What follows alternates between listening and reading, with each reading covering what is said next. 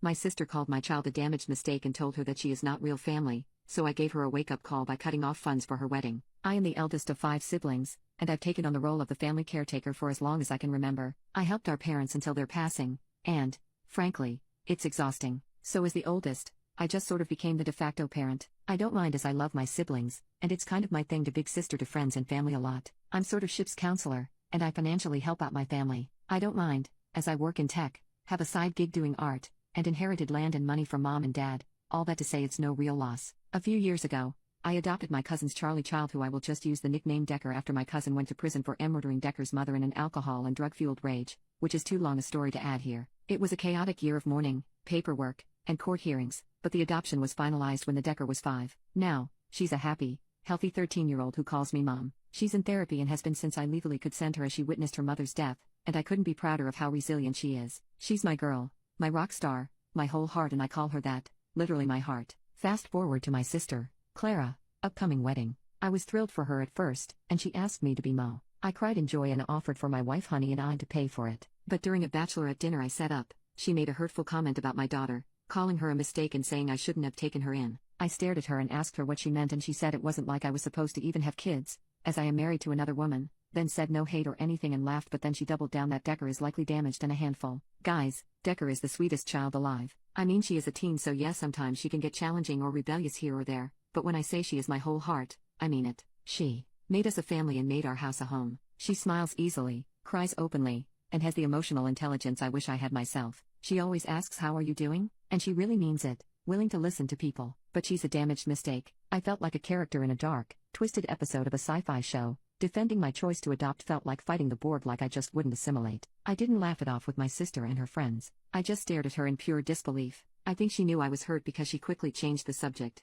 I said I better get home, paid for everything in 3 more rounds, and went home to my family. My sister came over the next day to yell at me for leaving and cutting them off after the 3 rounds I paid for. She said I owe her a do-over for ruining the whole weekend because I can't take a joke. Honey, who I of course told what happened, asked my sister to repeat exactly what she said about our daughter. My sister refused, and kept calling Decker Charlie's child, and I just was holding back so many tears. I told my sister that I wouldn't be contributing a dime to her wedding expenses, that I won't stop helping her pay her rent up until she moves in with her husband, but I won't be in or pay for the wedding of a person who sees my child as a mistake. Honestly, I was ready to go full-on Jedi and sever that connection, but Honey helped me temper myself. My sister lost it, threw the can of soda water we gave her at me, screamed, "How am I supposed to pay for this?" And I said, "You have over a year, you can save up." So left, showing Honey out of the way in the process, and blew up our sibling group chat. My other siblings are split. Some think I'm overreacting by cutting off funds for the wedding, while others agree that my sister crossed a line and needed the wake-up call. Now, I feel bad for my sister. I do love her and she is distressed by this, but I can't shake the feeling that standing up for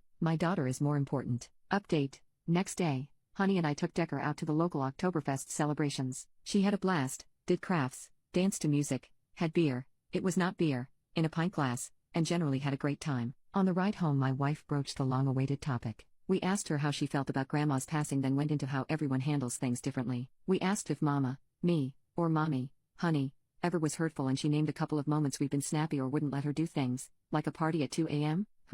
But no, nothing else. We asked about Clara and she got quiet. Honey just looked at me, but I was driving, so I just said, "You can tell us anything, Goober, you know that," and she clammed up. I got my girls home and hugged my heart/Decker and went to the den. About 2 hours later, my wife came downstairs to me and said Decker was in bed but not asleep and I should talk to her. I asked why, and she simply said that Decker is willing to talk about it. I went up. Decker was ready for bed, in her PJs, reading. I just sat down on the side of the bed and asked her how she was. She just said, "Mom told you, huh?" I told her I didn't know anything, and Decker then said that Clara makes her uncomfortable and said hurtful things. When my wife and I weren't around, Clara would call her the lost puppy or the stray, and once Decker remembers her to have told her to her face, "You're not real family, and that once Honey and I get a real child, we will dump her." I can't explain the rage. The absolute, total, and complete red I saw as my daughter broke down, telling me that she behaves so well and is so obsessed with grades so she can prove she is worth loving, worth keeping. After calling my wife, we sat her down and told her that she is the best thing that ever happened to us, and that even if we do have more children, she is our firstborn and our love. I cried and held her, telling her she was my whole heart and that nothing will ever change that. She saved us, and I am so proud of her and us and all we've grown to become. I can't ever stop loving her. Neither can her mom. We love her more than air. That will never change. Then I explained that Auntie was wrong about this. Auntie is jealous of her, jealous of how much we love her. Auntie needs help, but we can't give that help, so she won't be around for a while. Decker asked us to stop talking to her like a child, so I was blunt. She's my sister and I love her. You're my daughter and I love you more. I told her my sister was wrong and hateful. I'm sorry that she didn't feel she could come to her mom or I, but she can, every time, anytime. We will choose her, always. Decker asked me if it's her fault I hate Clara, and I just told her hate is a choice and I don't hate Clara. I do love her, but sometimes loving a person means you correct them. Actions have consequences. My daughter got quiet and handed me her phone, and Clara had been texting her awful things since she left my home. I can't even type them because I want to throw things, but it's when I read my effing sister texting my teenage daughter, "Go tell your so-called mom like a snitch and prove me right." I took a screenshot and texted it to myself. Decker fell asleep around midnight and my wife and I went to bed. I texted my sister the screenshot and said, "You come into my home as my sister and treat my child like this?